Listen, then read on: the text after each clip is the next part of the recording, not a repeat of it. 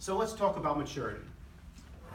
You've read the headlines, you've seen the articles, the blogs, the videos, talking about people in their 20s and increasingly into their 30s, putting off things such as establishing a stable career, owning a home, marriage, and starting a family.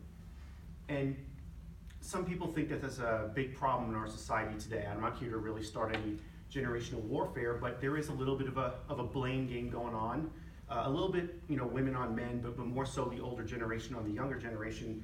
And in my view, the blame game is really only useful when you're looking to identify the problem in hopes of finding a path going forward on that. And that's why I offer you up my story as someone who technically qualifies as a quote-unquote millennial. When I was a teenager, I actually couldn't wait to achieve maturity. I couldn't wait to reach adulthood. One of my favorite experiences when I was 16 years old, I got a job at a restaurant called Portillo's. And if you're ever in the Chicago area, definitely check it out. Great place. Working in a drive-thru, and I actually really loved it. I loved working, I loved the responsibility, I loved getting a paycheck, earning my money, and spending it as I saw fit.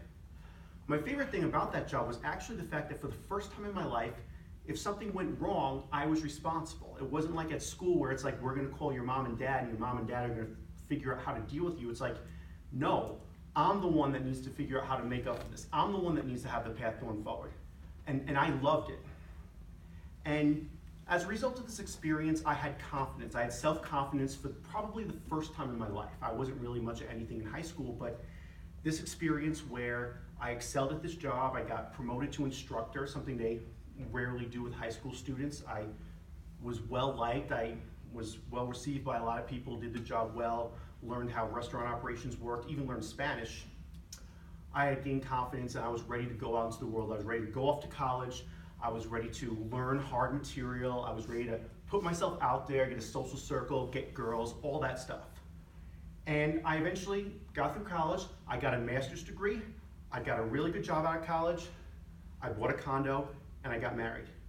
3 out of those 4 pillars of adulthoods that people are very much concerned about. The children didn't come yet, but 3 out of 4, that's pretty good, right?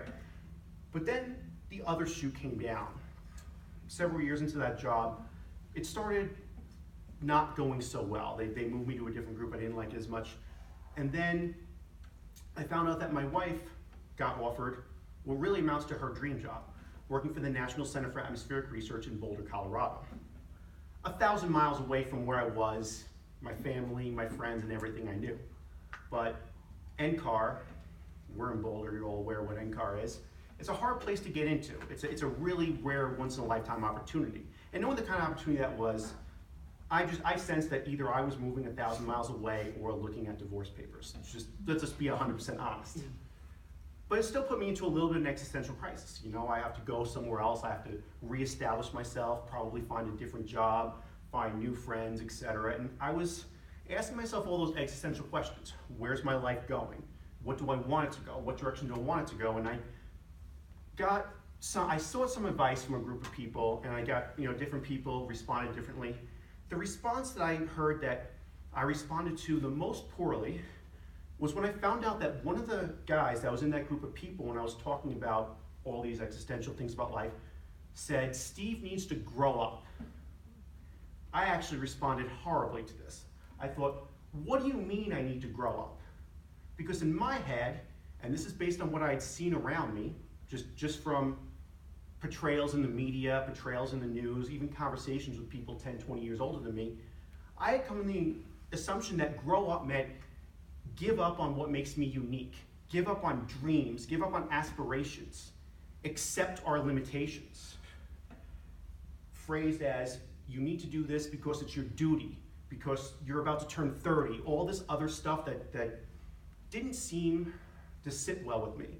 Because to me, seeing portrayals of people like Homer Simpson, Peter Griffin, and hearing people 10, 20 years older than me at parties talking about stuff like how to fix a lawnmower, just stuff that's really just not inspiring me, I thought, this is not a good trade-off. If we talk about the trade-off from the category known as emerging adulthood to standard adulthood, I began to see that trade-off as You give up being the life of the party. You give up going out. You give up being spontaneous. You give up all those things in favor of some kind of mundane life where all you think about is your job, some other home responsibility, and home maintenance. I don't know, there's all this stuff that I don't even remember all the topics because they were just as uninspiring as how to fix your lawnmower. It took me a few years, and for a few years I actually reacted pretty horribly. I took part in a lot of activities that are at best unproductive, at worst self-destructive. But then I saw something else. A few years later, a few years went by, and I got to finally start getting to know people that showed me a version of maturity that I actually wanted. I got involved with the TED organization. The conference is this weekend. It's going to be phenomenal. I got involved. I met some people in like the startup communities, some of these other professional networks where they were doing things. They were doing it was their job, but it was inspiring. I was seeing people living a great life, a life that I wanted.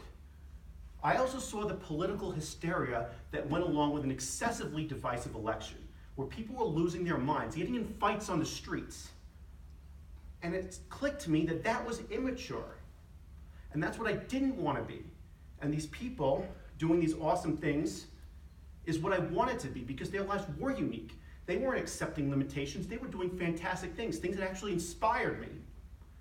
So I present to you this.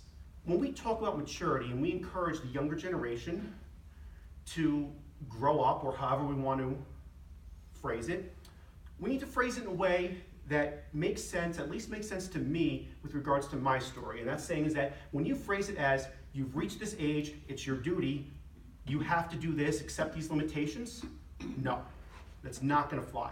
Because I realize what maturity really is.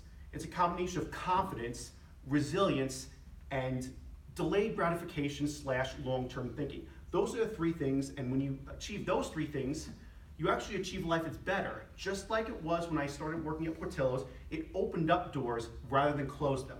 And that's the maturity I want, and that's maturity I want to see promoted to our maturity adverse youth.